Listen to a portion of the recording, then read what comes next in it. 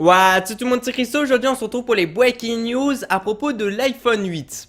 Et aujourd'hui on va donc parler de spéculation à propos de l'iPhone 8. Mais juste avant je tenais à vous préciser avec pas mal de petits soucis. J'espère que vous en êtes pas une victime pour l'instant. Si vous avez l'iPhone 7, il y a des problèmes au niveau de l'appareil photo pour l'ouvrir, pour le fermer. Voir l'appareil photo est complètement dysfonctionnel en ce moment avec les nouvelles mises à jour d'Apple. Et sur l'iPhone 7 il y a pas mal de personnes qui s'en plaignent et qui demandent aussi un remboursement. Donc Apple ils ont pas mal de soucis déjà juste avec l'iPhone 7. Et aujourd'hui on va parler de spéculation à propos de l'iPhone 8 où il y a des petites choses qui sont relativement très intéressantes. Et en plus de ça on a des petites preuves puisque il y a pas mal de brevets qui ont été déposés de la part d'Apple et de la part aussi de Samsung. Qui contiennent tout simplement certains prototypes de smartphones qui auront la possibilité d'avoir un écran incurvé, un peu même si c'est déjà le cas du côté de Samsung, mais vraiment du côté d'Apple c'est très intéressant. Et surtout dans l'avenir d'avoir des écrans pliables. Je tenais aussi à préciser, je vous ai aussi présenté tout ça sur ma chaîne YouTube, des prototypes avec des écrans pliables, donc ça existe bel et bien et c'est assez performant, sauf que pour l'instant c'est pas très esthétique, c'est pas très joli, mais en tout cas avec l'avancée technologique du moment, on arrive déjà à faire des écrans pliables.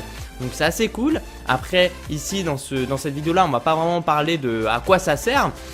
Apparemment c'est pour une meilleure immersion. Bon après voilà, je sais pas trop, mais c'est peut-être pas aussi positif que ça, mais voilà. Quoi qu'il en soit, c'est des écrans incurvés, on me fait pas chier quoi. Je fais ma vidéo, c'est comme ça. On me pose pas la question à quoi ça sert, je sais pas. C'est eux qui décident, c'est pas moi qui décide. Ça, tu demandes à Samsung et à Apple, au pire des cas, mais pas à moi je sais pas. Ça provient de Korea et DigiTimes qui affirme en effet que le prochain iPhone, qui va être donc l'iPhone 8, serait bien doté d'un écran OLED et un écran qui serait fabriqué, attention, par Samsung Display. Notons qu'il pourrait qu'Apple sorte deux types d'iPhone, un classique qui serait toujours doté de l'écran LCD et un modèle haut de gamme qui adopterait lui en gros un écran OLED. Autre nouveauté, Apple passerait également le cap de l'incurvé. En effet, le nouvel iPhone OLED pourrait adopter un écran incurvé de la même manière que les Samsung Edge.